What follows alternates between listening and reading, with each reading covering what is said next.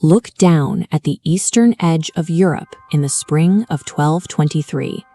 Down on the vast open steppe, the ground is vibrating. An army of 80,000 men is marching east. This is a massive coalition of Russian princes, Cuman horsemen, and heavily armored knights pulled from a dozen feuding kingdoms.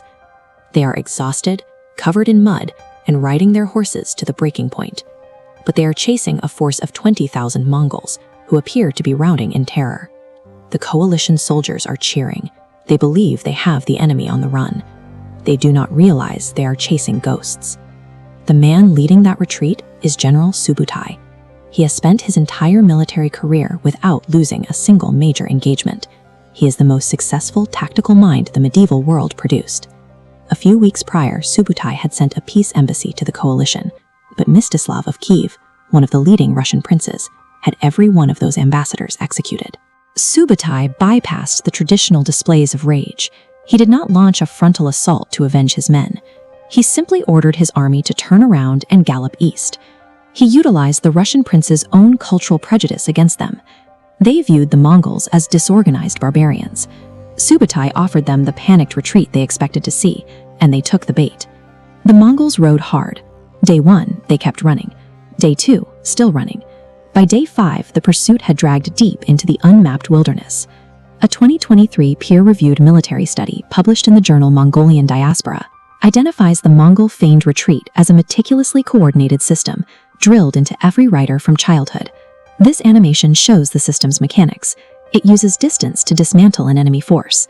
The Mongols stretch the pursuing army across miles of terrain until its formation breaks apart. As the chase dragged across 50 miles, the coalition's supply line snapped. One Russian survivor later wrote, "We chased shadows. The horses screamed from thirst." Subutai's forces were using the geography of the steppe to destroy the enemy's structural integrity before a single sword was swung. Without a unified commander, the massive coalition fractured into small, isolated groups. The Galician forces surged aggressively to the front, while the Kievans fell far behind, and the Cuman horsemen barely maintained any formation at all. To keep the princes on the hook, Subutai deployed a 1,000-man rearguard under an officer named Hamabek. He ordered them to turn and fight the vanguard, knowing they would be wiped out. The coalition slaughtered the rearguard.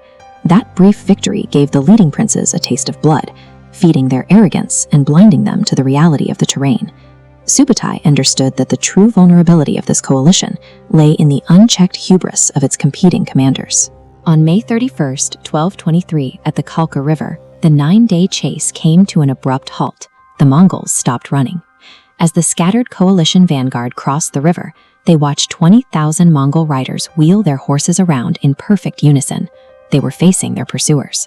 The Cuman horsemen at the front recognized the trap. They panicked, broke ranks, and fled backward, slamming directly into the advancing Russian infantry and shattering their remaining lines like glass. Then the Mongols hit them. Subutai struck the chaotic center, while his co-commander, Jebe, enveloped the flanks. A medieval Persian chronicler described the sight. They came from all directions at once, and there was nowhere to run that was not already death. In a single instant, the predators realized they had been the prey for the last 9 days. The slaughter at the Kalka River was absolute. 90% of the coalition army died. Heavily armored knights, dragged down by the weight of their own protection, drowned in the river shallows trying to escape. The Kievans held out on a nearby hill for 3 days before Mstislav finally surrendered. Bound by their custom to never spill royal blood, the Mongols laid the captured princes beneath the floorboards of a victory tent and held their banquet on top of them. Historian David Morgan identifies the Kalka River as the moment the medieval world first encountered the Mongols as a lethal, high-precision military machine. Subutai rode back east to rejoin Genghis. 14 years later, he returned to Europe with 100,000 riders, and he didn't bother retreating. The Mongols possessed incredible bows and unmatched horsemanship, but their most devastating weapon at the Kalka River was their ability to take their enemies' deep-seated beliefs and turn them into a fatal trap.